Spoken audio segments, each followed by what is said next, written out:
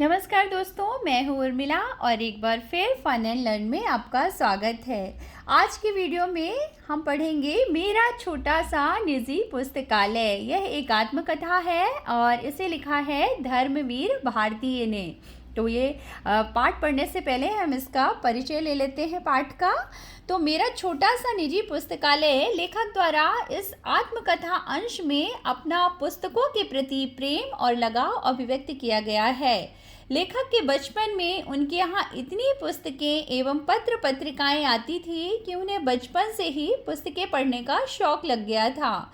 लेखक को अपनी लाइब्रेरी बनाने की प्रेरणा कैसे मिली और कब उन्होंने अपनी पहली निजी पुस्तक खरीदी, इसका वर्णन पाठकों को पुस्तक पढ़ने और उन्हें सहेज कर रखने के लिए प्रेरित करता है। तो चलिए पढ़ते हैं हम पाठ आत्मकथा मेरा छोटा सा निजी पुस्तकालय। तो जुलाई 1989 में बचने की कोई उम्मीद नहीं थी। तीन ज़बरदस्त हार्ट अटैक एक के बाद एक। तो ऐसा कि नब्ज बंद, सांस बंद, धड़कन बंद। डॉक्टरों ने घोषित कर दिया कि अब प्राण नहीं रहे। पर डॉक्टर बोर्जेस ने भी हिम्मत नहीं हारी थी। उन्होंने 900 वोल्ट्स के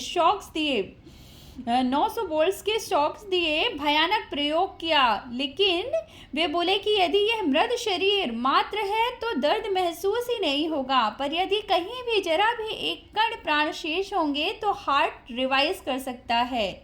प्राण तो लौटे, पर इस प्रयोग से 60% हार्ट सदा के लिए नष्ट हो गया। केवल 40% बचा, उसमें भी 3 अवरोध हैं। ओपन हार्ट ऑपरेशन तो करना ही होगा, पर सर्जन हिचक रहे हैं कि केवल 40% हार्ट है, ऑपरेशन के बाद ना रिवाइज हुआ तो तय हुआ कि अन्य विशेषज्ञों की राय ले ली जाए, तब कुछ दिन बाद ऑपरेशन की सोचेंगे। तब तक घर जाकर बिना हिले डुले विश्राम करें। बहरहाल ऐसी अर्ध मृत्यु की हालत में वापस घर लाया जाता हूँ। मेरी जिद है कि बेडरूम में नहीं, मुझे अपने किताबों वाले कमरे में ही रखा जाए। वहीं लिटा दिया गया है मुझे। चलना, बोलना, पढ़ना मना है। दिन भर पड़े पड़े 2 ही चीज़ें देखता हूँ। बाईं ओर की खिड़की के सामने रह रहकर हवा में झूलते सुपारी के पेड़ के झालरदार पत्ते और अंदर कमरे में चारों ओर फर्श से लेकर छत तक ऊंची किताबों से ठसाठस भरी अलमारियां। बचपन में परी कथाओं में जैसे पढ़ते थे कि राजा के प्राण उसके शरीर में नहीं तोते में रहते हैं, वैसे ही लगता था कि मेरे प्राण इस शरीर में से तो निकल चुके हैं। ये प्राण इन हजारों किताबों में बसे हैं जो पिछले 40-50 वर्ष में धीरे धीरे मेरे पास जमा होती गई हैं।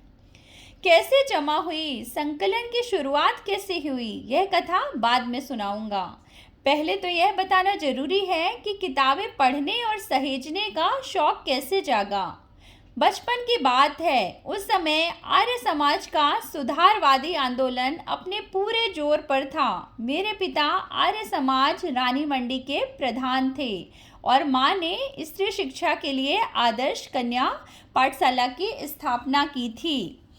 पिता की अच्छी खासी नौकरी थी। बर्मा रोड जब बन रही थी तब बहुत कमाया था उन्होंने, लेकिन मेरे जन्म के पहले ही गांधी जी के आह्वान पर उन्होंने सरकारी नौकरी छोड़ दी थी।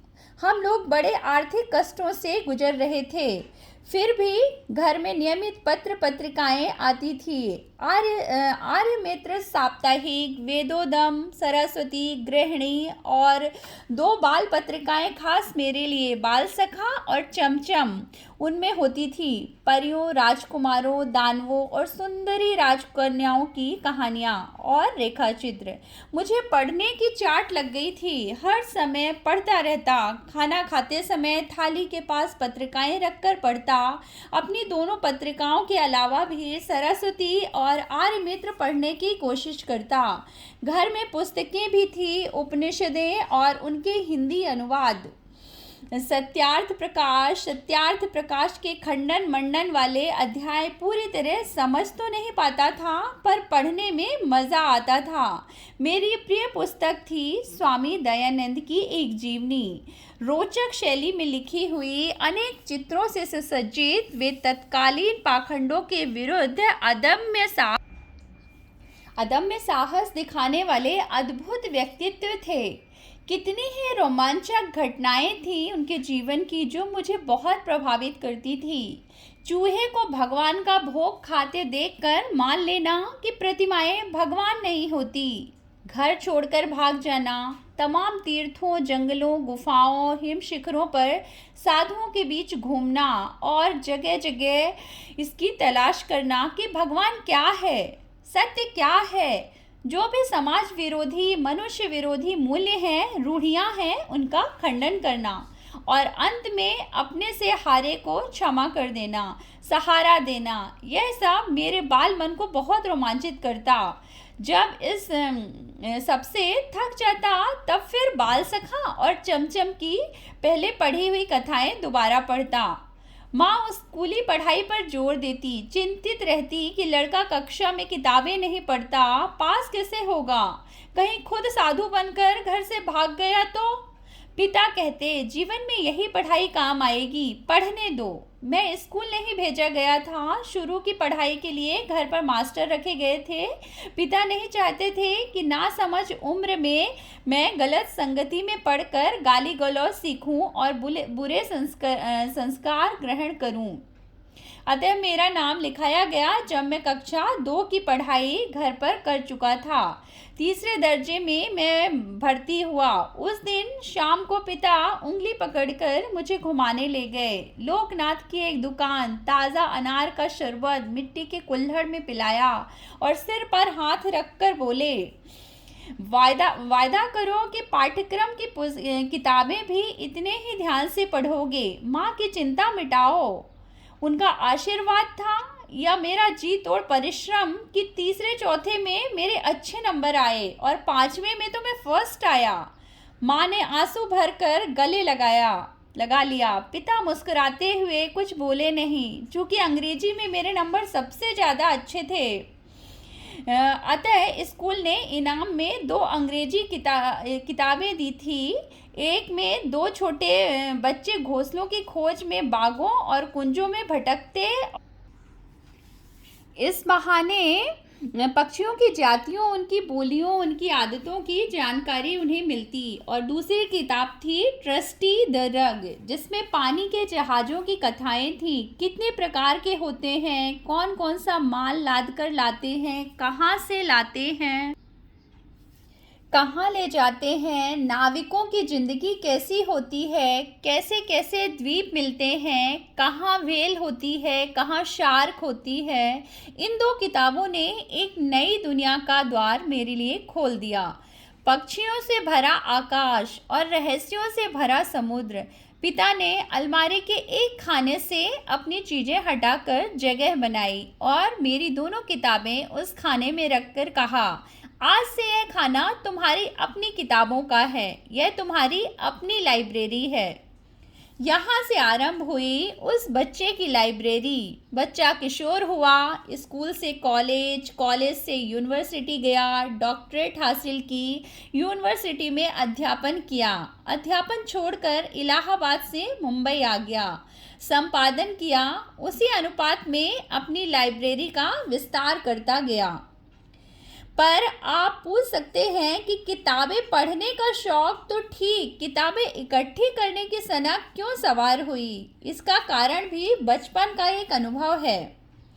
इलाहाबाद भारत के प्रख्यात शिक्षा केंद्रों में एक था। ईस्ट इंडिया द्वारा स्थापित पब्लिक लाइब्रेरी से लेकर महामना मदन मोहन मालवीय द्वारा स्थापित भारतीय भवन तक विश्वविद्यालय की लाइब्रेरी तथा अनेक कॉलेजों की लाइब्रेरियां तो हैं ही।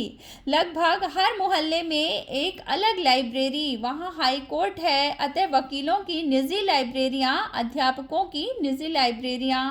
अपनी लाइब्रेरी वैसी कभी होगी कि यह तो स्वप्न भी नहीं सोच सकता था, पर अपने मोहल्ले में एक लाइब्रेरी थी, हरि भवन। स्कूल से छुट्टी मिली कि मैं उसमें जाकर जम जाता था।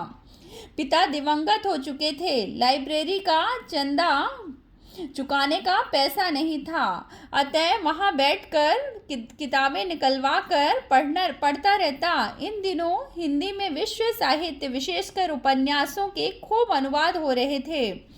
मुझे उन अनुदित उपन्यासों को पढ़कर बड़ा सुख मिलता था। अपने छोटे से हरि भवन में खूब उपन्यास थे। वहीं परिचय हुआ बंकिम चंद्र चट्टोपाध्याय की दुर्गेश नंदिनी, कपाल कुंडला और आनंद मठ के टॉलस्टॉय की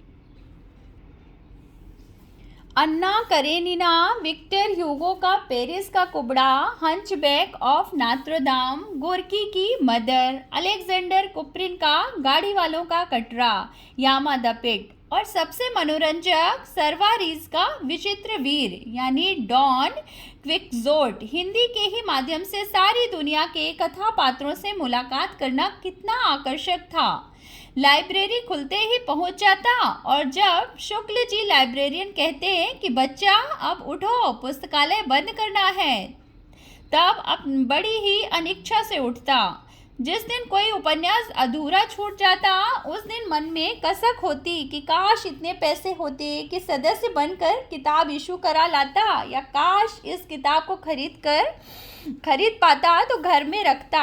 एक बार पढ़ता, 2 बार पढ़ता, बार बार पढ़ता, पर जानता था कि यह सपना ही रहेगा, भला कैसे पूरा हो पाएगा। पिता के देहावसान के बाद तो आर्थिक संकट इतना बढ़ गया कि पूछिए मत। फीस जुटाना तक मुश्किल था, अपने शौक की किताबें रखना तो संभव ही नहीं था। एक ट्रस्ट से योग्य पर असहाय छात्रों को पाठ्य पुस्तकें खरीदने के लिए कुछ रुपए सत्र के आरंभ में मिलते थे। उनसे प्रमुख पाठ्य पुस्तकें सेकेंड हैंड खरीदता था, बाकी अपने सहपाठियों से लेकर पढ़ता और नोट्स बना लेता। उन दिनों परीक्षा के बाद छात्र अपनी पुरानी पाठ्य पुस्तकें आधे दाम में बेच देते और उसमें आने वाले नए, लेकिन उसमें विपन्न छात्र खरीद लेते। इसी तरह काम चलता, लेकिन फिर भी मैंने जीवन की पहली साहित्यिक पुस्तक अपने पैसों से कैसे खरीदी, यह आज तक याद है। उस साल इंटरमीडिएट पास किया था। पुरानी पाठ्य पुस्तकें बेचकर बीए की पुस्तकें लेने एक सेकेंड हैंड बुक शॉप पर गया। उस बार जाने कैसे पाठ्य पुस्तकें खरीद कर भी 2 रुपये बच गए थे। सामने के सिनेमा घर में देवदास लगा था, न्यू थिएटर्स वाला। बहुत चर्चा थी उसकी, लेकिन मेरी माँ को सिनेमा देखना बिल्कुल नापसंद था। उसी से बच्चे बिगड़ते हैं, लेकिन उसके गाने सिनेमा घर के बाहर बजते थे। उसमें सहगल का एक गाना था, दुख के दिन अब बीतत नाही, उसे अक्सर गुनगुनाता रहता था। कभी कभी गुनगुनाते आंखों में आंसू आ जाते थे, जाने क्यों। एक दिन माँ ने सुना, माँ का दिल तो आखिर माँ का दिल। एक दिन बोली, दुख के दिन बीत जाएंगे बेटा, दिल इतना छोटा क्यों करता है, धीरज से काम ले। जब उन्हें मालूम हुआ कि तो फिल्म देवदास का गाना है, तो सिनेमा की घोर विरोधी माँ ने कहा, अपना मन क्यों मारता है, जाकर पिक्चर देखा, पैसे मैं दे दूंगी। मैंने माँ को बताया कि किताबें बेचकर 2 रुपये मेरे पास बचे हैं। वे 2 रुपये लेकर माँ की सहमति से फिल्म देखने गया। पहला शो छूटने में देर थी। पास में अपनी परिचित किताब की दुकान थी, वहीं चक्कर लगाने लगा। सहसा देखा काउंटर पर एक पुस्तक रखी है, देवदास, लेखक शरद चंद्र चट्टोपाध्याय, दाम केवल 1 रुपया। मैंने पुस्तक उठाकर उल्टी पलटी तो पुस्तक विक्रेता बोला, तुम विद्यार्थी हो, यही अपनी पुरानी किताबें बेचते हो, हमारे पुराने ग्राहक हो, तुमसे अपना कमीशन नहीं लूँगा, केवल 10 आने में यह किताब दे दूँगा। मेरा मन पलट गया। कौन देखे 1.5 रुपये में पिक्चर। 10 आने में देवदास खरीदी, जल्दी जल्दी घर लौट आया और 2 रुपये में से बचे 1 रुपया 6 आना माँ के हाथ में रख दिया। अरे तू लौट कैसे आया, पिक्चर नहीं देखी, माँ ने पूछा। नहीं माँ, फिल्म नहीं देखी, यह किताब ले आया। देखो, माँ की आंखों में आंसू आ गए। खुशी के थे या दुख के यह नहीं मालूम। वह मेरे अपने पैसों से खरीदी मेरी अपनी निजी लाइब्रेरी की पहली किताब थी।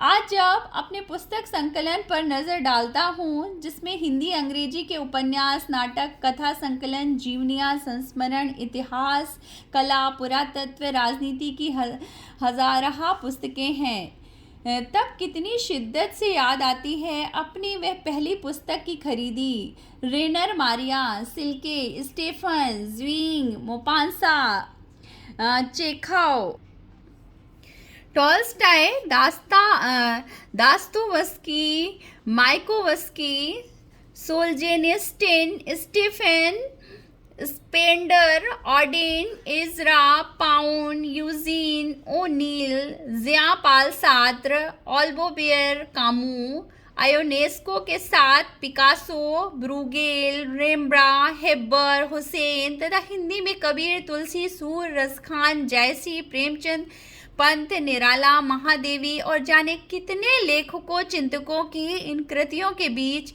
अपने को कितना भरा भरा महसूस करता हूँ। मराठी के वरिष्ठ कवि विंदा करंदीकर ने कितना सच कहा था कि उस दिन मेरा ऑपरेशन सफल होने के बाद वे देखने आए थे। बोले, भारती, ये सैकड़ों महापुरुषों जो पुस्तक रूप में तुम्हारे चारों ओर विराजमान हैं, इन्हीं के आशीर्वाद से तुम बचे हो। इन्होंने तुम्हें पुनर्जीवन दिया है। मैंने मन ही मन प्रणाम किया, विंदा को भी और इन महापुरुषों को भी। तो कैसे लगा ये आत्मकथा, आप जरूर बताइएगा और पढ़िए, समझिए। इसके प्रश्न उत्तर हम बनाएंगे अगले वीडियो में। तब तक अपना ख्याल रखिए। Bye bye.